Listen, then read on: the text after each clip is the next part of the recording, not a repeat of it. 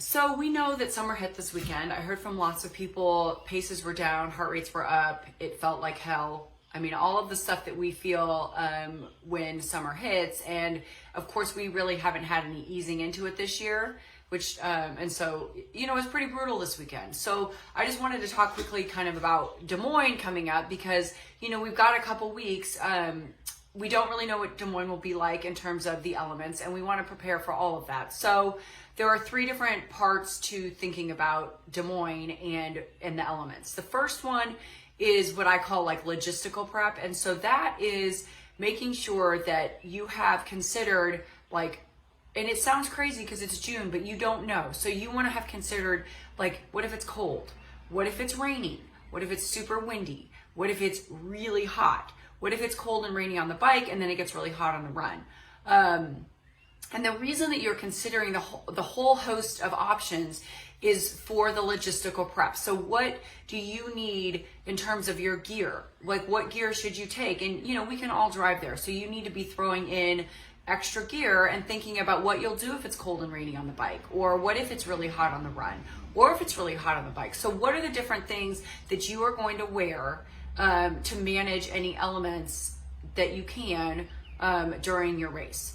And that also includes, it doesn't just include like what you wear, but it also includes nutrition, because the heat and the cold impact nutrition. It'll impact how much fluid you need, how many electrolytes you need, and how many calories you need. And actually, when it's a little bit colder, a lot of people need a little bit more calorie because their body's working hard to stay warm. And you go to the opposite side when it's really warm. It's not necessarily that your nutritional needs change. It may not be that your body requires a different amount of nutrition when it gets hot out, but it is much more difficult to eat when it's hot out. And so, thinking about how you may need to change what you're taking in, maybe smaller bites, maybe you're going to do more liquid stuff, but kind of you need to think through the logistics of what the weather does to impact your race, from race morning, the swim, the bike, and then the run. And it tends to be that run is where like the kind of the accumulation of the elements shows up. So if it's been, the run is where most of us feel it the most because we're getting tired, and if it's hot on that run. But what that means is, although we're feeling it the most on the run most often, that means that all the decisions that you're making all day long, from the morning of to the swim to the bike, you are making keeping in mind how you can set yourself up to do well on that run. So what I mean by that, for example, is like, on the bike, even if it's not super hot on the bike yet, and a lot of times it's not, and you're coming out and your kit's wet and, you don't feel that warm, and maybe it's only 70 degrees, but it's going to get to 90, you still want to try to keep your core as cool on that bike as you can. So for example, when you go through those aid stations, if you have time and it is safe to grab an extra water bottle and douse yourself in some water as you're leaving one of those aid stations on the bike, that will give you a little bit of micro cooling, which ultimately over the course of a day can impact your run. So just being aware of your decisions on the swim and the bike, and how they can ultimately impact your run when you're thinking about like the logistical parts, what you're going to wear, making sure that you have enough salt, making sure you've got the water, just all of those little pieces. And it doesn't need to be complicated. You don't need to overthink it. You just simply need to think, okay, if it's really hot, then maybe I should have some extra salt. If it's going to be really cold, maybe this is what I'll do. So, and just give yourself these next few weeks to kind of calmly think about it, so you aren't being forced to make a decision about something that you haven't really considered on race day, because enough of those will come. And if you can consider all the elements and what might happen with those, it just gives you some things you can think about before you arrive on site. And then when you arrive on site, you can deal with the things that are the surprises, because there's always things that we're not necessarily expecting. That's why we prepare for what we can't expect. So the logistical parts of what you're going to do to manage any elements. There's also decisions that you make around pacing and nutrition with different elements. And that is going to be like Again, that's where those decisions are going to mostly show up on the run, because the run is where, like, if it gets really hot, we get our ass totally kicked. But if you know that that run is going to be hot, then making some decisions about pacing and nutrition on the bike become important. So how are those things going to change? And if you know that the heat kind of aggravates your stomach, okay, well, can I do things like make sure that I'm really staying cool on that bike? And, you know, do I have cooling sleeves for the run? How am I going to manage the heat on that run, not just to keep my core cool, but also so that my pace can stay, but also so that my body can absorb that nutrition. And so you need to make pacing and nutrition decisions and be flexible with that. I mean, that's why you've practiced it, so that you're able to make some decisions about pacing and nutrition, knowing that, you know, if it's hot or if it's cold, you know, do you have a little more flexibility with what you can do?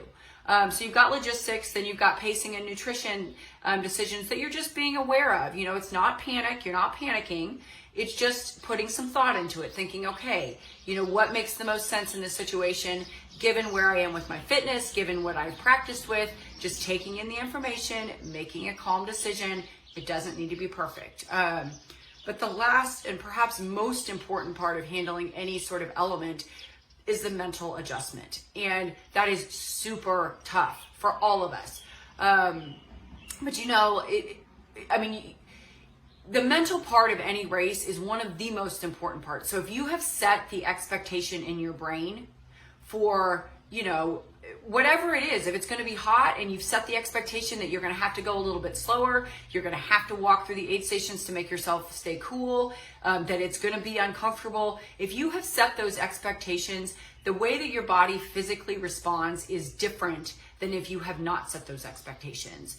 And so it is critically important that you are prepared to be flexible with your goals, to be flexible with what you do or you don't need to do based on what the temperatures are doing. So for example, you know, at Tulsa, within first 5 miles of that bike, I had to let any expectations for my bike time go. And I know people are going to look at that and think, oh, but why did you qualify for kind of blah, blah, blah. I mean, that doesn't matter. When I was in that moment on the bike, I had to be like, I choose life over my bike time, literally, because it was raining. That course was super tough. I mean, I was like, I will kill myself if I'm not really careful. So I'm not going to PR my bike today. And my goal is to get off in one piece. And did I want to do that? No, I trained hard. Of course, I wanted to see if I could PR my bike split and still run, but that was not the day to do it.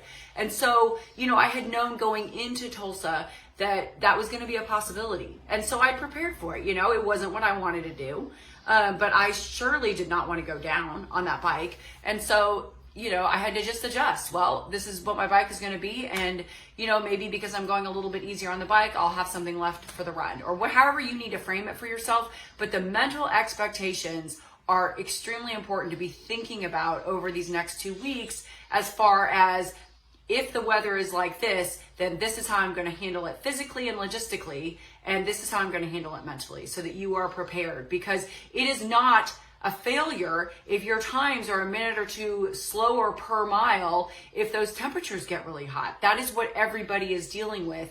And so to set yourself up to be prepared to change your pace, be prepared to stay cool, and to mentally know that that is what you have to do, so that you're not out there, you know, ripping yourself a new one because your pace is slower than you want it to be. Because once you start ripping on yourself for how well you feel like you're not doing, that is physically going to impact your performance enormously. So you've got to keep your head out of the gutter, set those expectations, find a mantra that allows your brain, interrupts what your brain is thinking.